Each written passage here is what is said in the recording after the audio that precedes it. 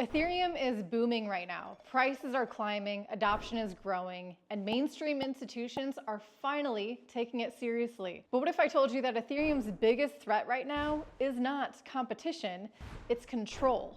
Because while most people are hyped about Ethereum's future, there is a massive power shift happening behind the scenes. And guess what? It's probably not in your favor. Let's talk about BlackRock, the biggest, most powerful asset manager in the world, the same who already have their hands in everything, and now they're making moves on Ethereum. Oh, and Trump's World Liberty Fi project, they've been quietly stacking Ethereum too, grabbing up over $200 million worth alongside investments in Chainlink and Aave. Are you seeing the pattern here? These institutions aren't just investing in Ethereum. Because of proof of stake, they're positioning themselves to own it. Ask yourself this: what happens when the same people who control Wall Street start controlling Ethereum? Could they manipulate the price? Could Ethereum, once the symbol of decentralization, turn into just another Wall Street asset owned and controlled by the elites?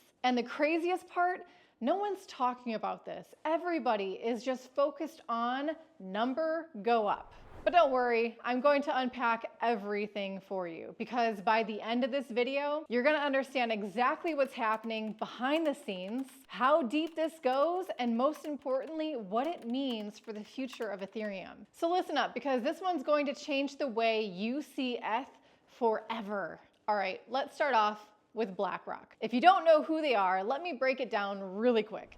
BlackRock is the largest asset manager in the world. We're talking over $9 trillion in assets under management. These guys don't just participate in markets, they control them. Stocks, bonds, real estate, you name it, they've got their fingerprints all over it. And now they're coming for Ethereum. In March of 2024, BlackRock launched its BUIDL fund, an Ethereum-based investment product that has everyone in TradeFi foaming at the mouth. Then in July 2024, the SEC approved BlackRock's ETH ETF, officially opening the floodgates for institutional money to pour into Ethereum. And by December 2024, BlackRock and Fidelity had already accumulated over $3 billion worth of ETH. $3 billion. That's just the start.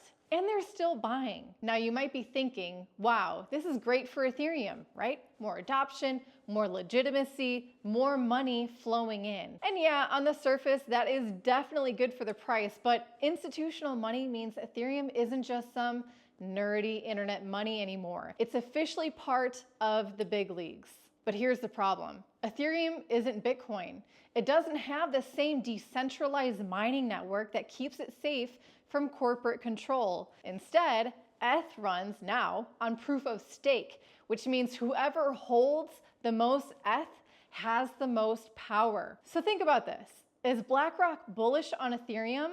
Or are they bullish on Ethereum because they know they can control it? Because when institutions like BlackRock own massive amounts of Ethereum, they're not just investors, they're owners of the network in some sense. They can influence price, they can validate transactions, they can push for upgrades that benefit them and not you. And if you think BlackRock wouldn't manipulate the crypto market, you have not been paying attention. This isn't speculation. This is exactly what they do in traditional finance. They accumulate, they control, and when they've had their fill, they pull the rug, leaving retail investors holding the bag. So what's the real end game here? Is this about betting on Ethereum's success? Or is it about taking Ethereum and turning it into just another Wall Street asset ruled by the same financial elites we were supposed to be escaping? All right, let's switch gears for a second, because if you thought BlackRock making moves on Ethereum is all we were going to talk about today, wait till you hear about Trump's World Liberty Financial Fund. Yeah, you heard me, Donald Trump, the guy who once called Bitcoin a scam and claimed crypto was built on thin air.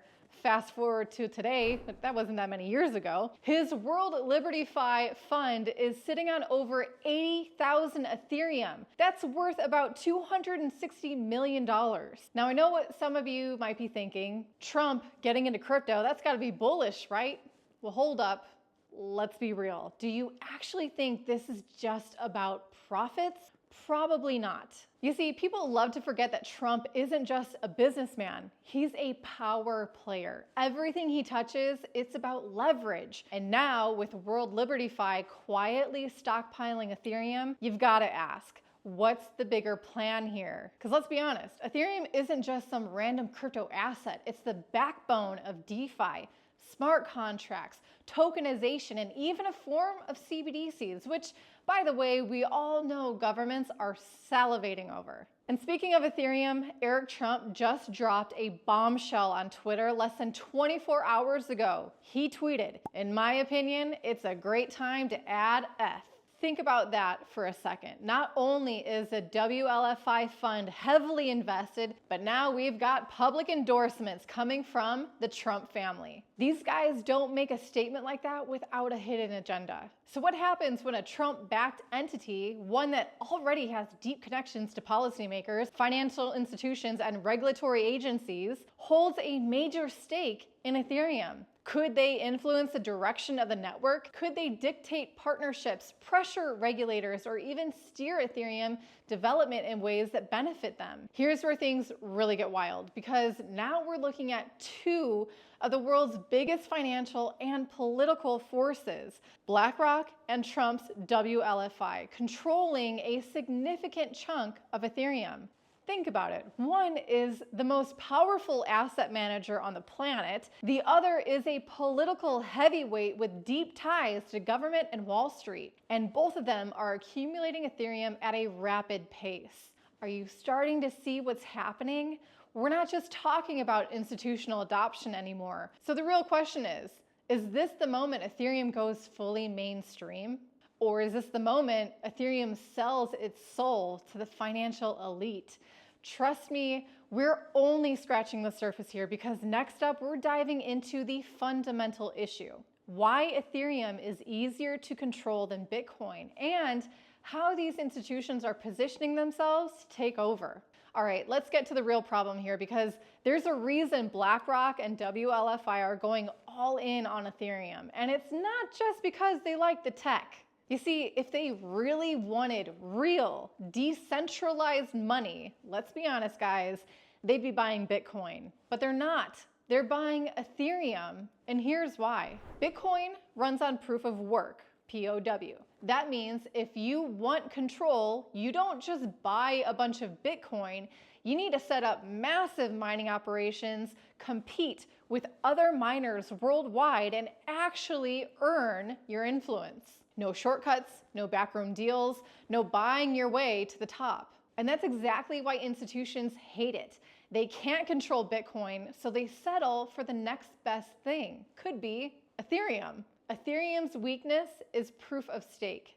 You see, unlike Bitcoin, Ethereum abandoned proof of work in 2022 and switched to proof of stake. And here's the issue. Proof of stake is a game of power accumulation, because in proof of stake, the more Ethereum you own, the more influence you have. That means if BlackRock, WLFI, and other institutions keep stacking ETH, they don't just get to make money, they get a say in how Ethereum operates. This isn't just some wild conspiracy. It's literally how proof of stake is designed to work. So let's do the math. BlackRock already scooping up hundreds of millions in ETH. World Liberty Fi is sitting on nearly 200 million worth of ETH. Other institutions are quietly accumulating behind the scenes. At what point do they own enough Ethereum to start calling the shots? Because let's be real, if you have billions of dollars in staked Ethereum, do you really think you're going to sit back and let crypto stay decentralized? Not a chance. These guys are not cypherpunks. So what happens when institutions control Ethereum? Let's play out both scenarios. Best case, institutions keep buying, Ethereum gets mainstream adoption, the price pumps, and everyone's happy. Worst case, Ethereum stops being decentralized and turns into a corporate-controlled blockchain. In order for them to have a say, they would need to have 51% of all the Ethereum in supply. Are we close to a 51% attack? Well, let's do some quick math. Right now, about 28% of all staked Ethereum is controlled by just one entity, Lido, a popular liquid staking platform. Now, BlackRock already owns 1.21 million Ethereum. If they were to stake all of this today, they would already own about 3.5% of all the power on the network. And BlackRock is rapidly accumulating at these low prices. World LibertyFi is personally sitting on around 60,000 Ethereum, which itself is not enough to gain any significant control over the network. So you can breathe a sigh of relief if you're an Ethereum holder for now. At what point do these players own enough Ethereum to manipulate the network? Are you seeing the bigger picture here? We could well be watching the slow motion centralization of Ethereum. The institutions that once mocked crypto are now buying it up. And if we don't wake up, Ethereum will go from being the people's blockchain to Wall Street's next monopoly. This is why Bitcoin remains the real decentralized money. Nobody controls it. Nobody can buy dominance. But Ethereum, it's up for sale to the highest bidder. And guess who has the deepest pockets? BlackRock, Wall Street, political elites. So let me ask you, do you think we're witnessing Ethereum's greatest evolution or its ultimate downfall? Guys, let's talk about something nobody in mainstream crypto media is willing to say out loud. Ethereum's price is being suppressed. Yeah, I said it, because with all the institutional money pouring in, with BlackRock, Fidelity, and WLFI stacking Ethereum like their lives depend on it, why isn't Ethereum skyrocketing? I'll tell you why. Because they don't want it to. Look, this isn't new. This is exactly how big players manipulate the markets. The same games Wall Street plays in traditional finance, they're playing them now in crypto.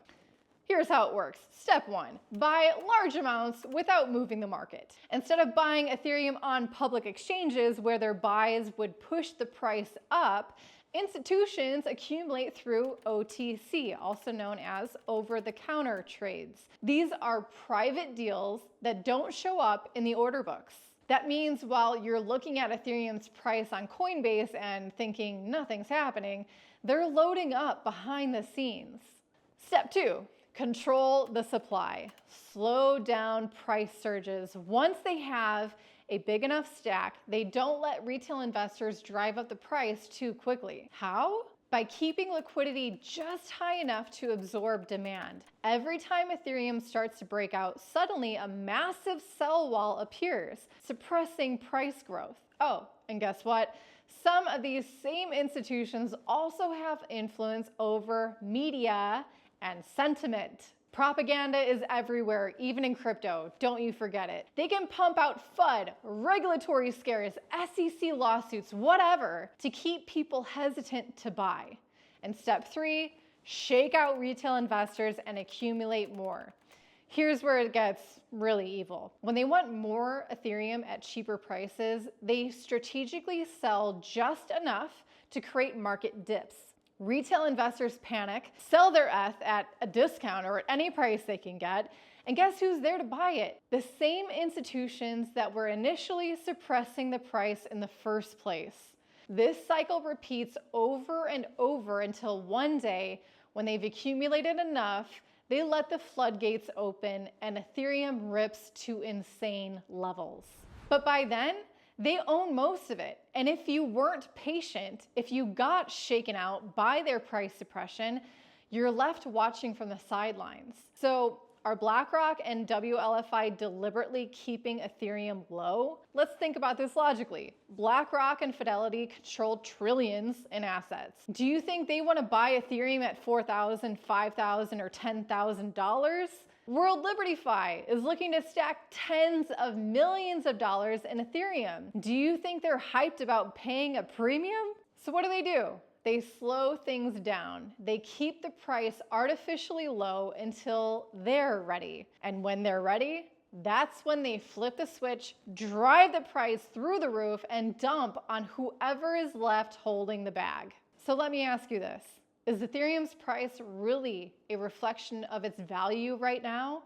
Or is it being held down on purpose until the elites own enough to dictate its future? Because if you think institutions are just investing and playing fair, you haven't been paying attention. Some people argue, well, institutions bring legitimacy and stability. Sure, that's true, but at what cost? For you, well, it means your market is manipulated. Institutional adoption for them means you don't get a say in what happens next. Because if Ethereum becomes corporate owned, how is it any different from the broken financial system we were supposed to be escaping? At that point, are we really decentralizing finance? Think about it, because at this rate, Ethereum's future might already be written. What do you think?